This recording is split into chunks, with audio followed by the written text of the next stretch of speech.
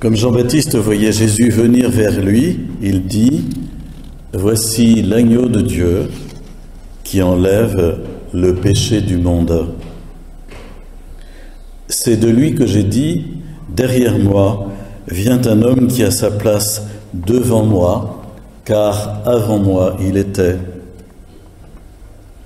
Je ne le connaissais pas, mais si je suis venu baptiser dans l'eau, c'est pour qu'il soit manifesté au peuple d'Israël. »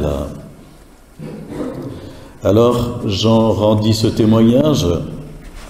J'ai vu l'Esprit descendre du ciel comme une colombe et demeurer sur lui. Je ne le connaissais pas, mais celui qui m'a envoyé baptiser dans l'eau m'a dit « L'homme sur qui tu verras l'Esprit descendre et demeurer, c'est celui-là qui baptise dans l'Esprit Saint. » Oui, j'ai vu et je rends ce témoignage, c'est lui, le Fils de Dieu. Nous entendons ce matin, après la fête du baptême du Seigneur dimanche dernier, à nouveau un épisode de témoignage de Jean le Baptiste à propos de Jésus, où il est encore question de ce baptême d'eau que Jean-Baptiste dispensait. Mais là, c'est pour dire que ce n'était vraiment qu'une pâle préparation à ce que Jésus vient accomplir. Il vient nous baptiser dans l'Esprit Saint, nous plonger dans l'Esprit Saint. Puisque vous savez comme moi que le mot baptême veut dire, baptizein veut dire plonger. Jésus vient nous plonger dans l'amour de Dieu. Jésus vient refaire l'unité entre le Créateur et les créatures, entre le Père et ses fils. Jésus vient nous redonner la communion avec la Trinité tout entière qui a été perdue suite au péché des origines. Et cette rédemption que Jésus accomplit et qu'il raccommode sans cesse, cette rédemption est à double aspect, double face d'une certaine façon.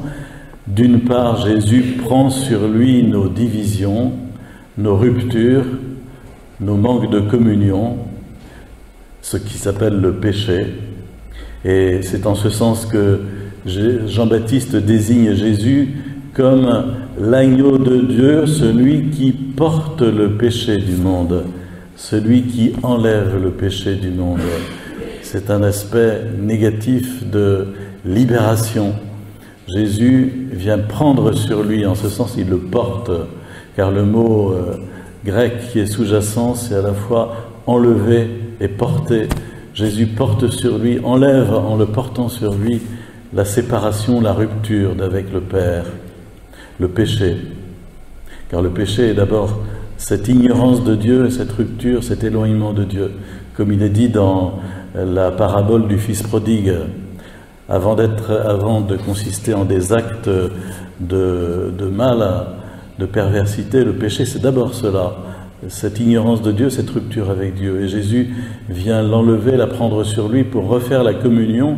Et il la refait positivement par le fait qu'il nous plonge dans l'amour de Dieu, il nous plonge dans l'Esprit Saint, et il nous donne ainsi de pouvoir appeler Dieu Papa, Abba, et de pouvoir, par lui, Jésus, prier le Père, être en unité avec le Père.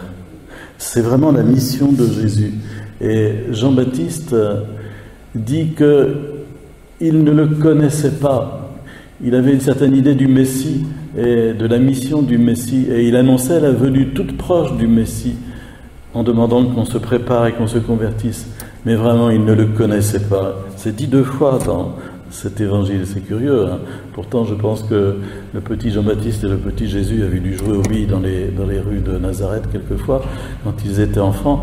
Mais depuis assez longtemps, Jean-Baptiste vivait dans la solitude au désert. Et voici qu'il découvre son cousin Jésus sous un angle totalement nouveau. Il est celui qui baptise dans l'Esprit Saint. Et c'est vraiment le Père qui lui a révélé cela. Et c'est ainsi que Jean-Baptiste définit la mission de Jésus. Et pour nous, c'est une lumière, parce que ce que nous avons à demander à Jésus en premier lieu, c'est bien cela, de nous purifier de tout ce qui peut nous éloigner de Dieu, et c'est en ce sens que le recours au sacrement de réconciliation souvent est une très grande grâce, parce que dans ce sacrement, d'un seul coup, le Père, par son amour miséricordieux, nous remet vraiment dans la grâce de notre baptême et dans une communion plénière avec son amour. Et j'ai perdu le fil de ce que je voulais dire, de ce que j'étais en train de dire, ça arrive de temps en temps. Et vraiment, Jésus, c'est une grande grâce pour nous de savoir cela, parce que nous pouvons y faire appel. Seigneur, viens nous remettre en communion avec toi par ton Esprit Saint. Viens nous purifier de tout ce qui nous sépare de toi. Vous savez, ce n'est pas forcément des choses ignobles que nous commettrions, parce que c'est ça que nous avons dans l'esprit, mais c'est faux.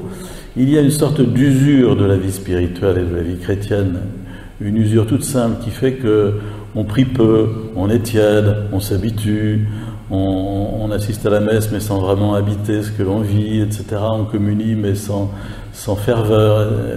Il y a une tiédeur qui finit par nous habiter qui fait que imperceptiblement on s'éloigne de Dieu, et on a besoin que le feu de la communion avec Dieu soit ravivé sans cesse en nous par le Saint-Esprit. On a besoin sans cesse d'être replongé dans l'Esprit Saint, et il nous faut le demander dans la prière. Seigneur, cette grâce du baptême et de la confirmation que tu nous as faite par les sacrements de l'Église, viens la réactiver pour que je puisse vraiment en bénéficier consciemment et en avoir vraiment toute la richesse consciemment dans ma vie.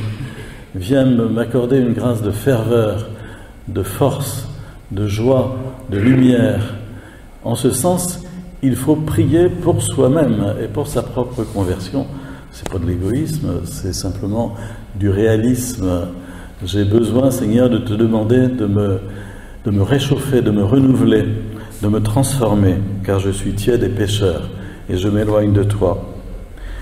Voilà peut-être un message qui est contenu parmi beaucoup d'autres dans ces lectures de la Bible qui nous sont proposées en ce deuxième dimanche dans l'année. Et vraiment, la mission de Jésus, c'est de nous servir, puisque dans la première lecture, vous avez entendu qu'il est appelé et prophétisé comme étant le serviteur.